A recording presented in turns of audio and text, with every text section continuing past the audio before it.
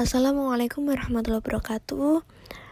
Baik, pada kesempatan ini semoga kita selalu sehat dalam lindungan Allah Subhanahu wa taala. Nah, sebelum kita mulai pelajaran hari ini, materi hari ini, baiknya kita berdoa dulu sejenak sesuai kepercayaan kita masing-masing. Berdoa dimulai. Selesai. Nah, apa kabar nih? Harusnya pada semangat semua kan? Ayo kita akan mempelajari materi stoikiometri pada konsep mol. Apakah itu stoikiometri? Jadi stoikiometri merupakan cabang ilmu kimia yang mempelajari hubungan kuantitatif yang ada antar reaksi atau reaktan dan produk atau hasil reaksi dalam suatu reaksi kimia. Lalu pertama-tama anak-anak tahu tidak apa sih itu mol? Mol adalah jumlah partikel yang terkandung di dalam suatu zat. Mol merupakan satuan jumlah yang sama seperti lusin dan gross. Hanya saja mol menyatakan jumlah zat yang lebih besar. Nah, di sini apakah kalian pernah melihat di sebuah produk saus, kecap, seperti itu terdapat bahan dan kadar-kadarnya? Kalian tahu tidak bagaimana untuk menentukan kadarnya? Nah, pada bab inilah dimulai dari konsep mol kita akan mempelajarinya. Nah, di sini konsep mol berhubungan dengan massa, lalu molaritas, jumlah partikel, dan volume gas. Oke, yang pertama kita membahas mengenai hubungan mol dengan massa. Hubungan mol dengan massa berkaitan dengan AR atau MR. Nah, kalian ingat kan AR atau MR itu? Nah, kita tahu bahwa massa zat sangat kecil nilainya, sehingga kita menggunakan mol untuk mempermudah perhitungan zat. Nah, di sini bisa kita lihat hubungan dari mol sama massa.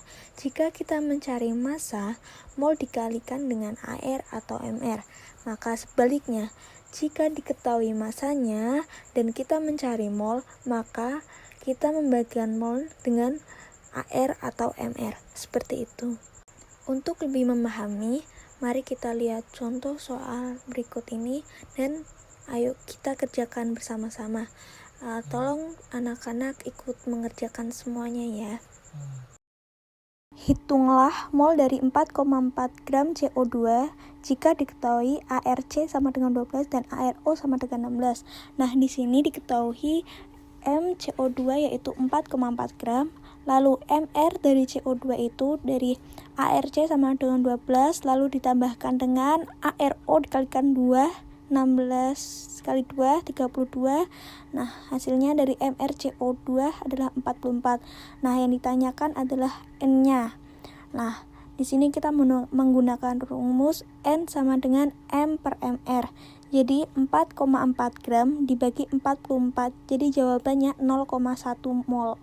Jadi mol dari 4,4 gram CO2 yaitu 0,1. Berikutnya konsep mol, tentang hubungan antara mol dan molaritas. Nah, mol dengan molaritas itu berkaitan dengan volume larutan. Nah, molaritas itu sendiri apa sih? Molaritas merupakan satuan konsentrasi zat yang menyatakan banyaknya mol zat terlarut di setiap liter volume larutannya.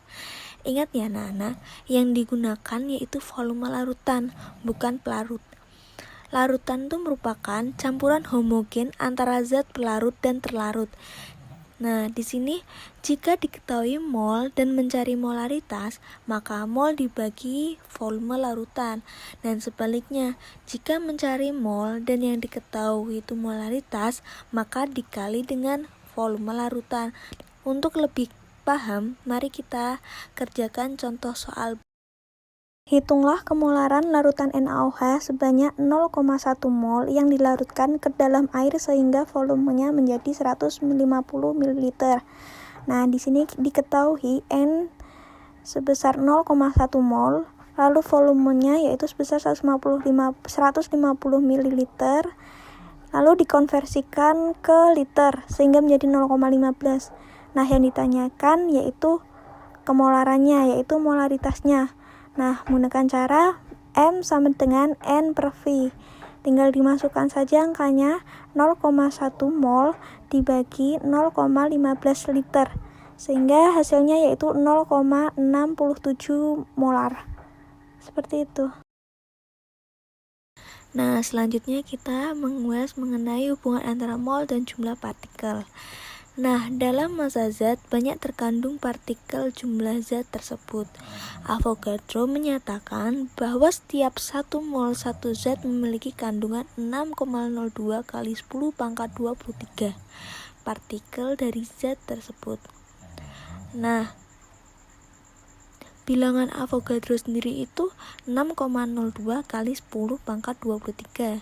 Jika dalam soal diketahui mol, maka mol dikali bilangan Avogadro untuk mendapatkan jumlah partikel. Sebaliknya, jika kita ingin mencari jumlah mol dan jumlah dibagi dengan bilangan Avogadro, seperti itu.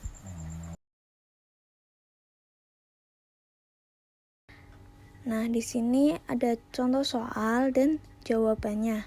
Coba anak-anak cermatin dari soal dan jawaban di atas.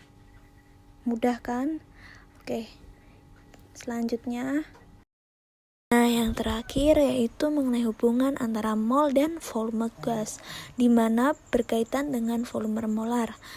Nah, volume molar ini merupakan volume dari 1 mol gas yang diukur pada kondisi tertentu, di mana terdapat dua keadaan ya anak-anak. Nah, di sini volume molar pada keadaan pertama yaitu STP yang diukur pada suhu 0 derajat Celcius dan pada tekanan 1 atmosfer. Nah, di sini volume molarnya sebesar 22,4 liter molar. Nah, yang keadaan kedua yaitu RTP diukur pada suhu 25 derajat Celcius dan pada tekanan 1 atmosfer.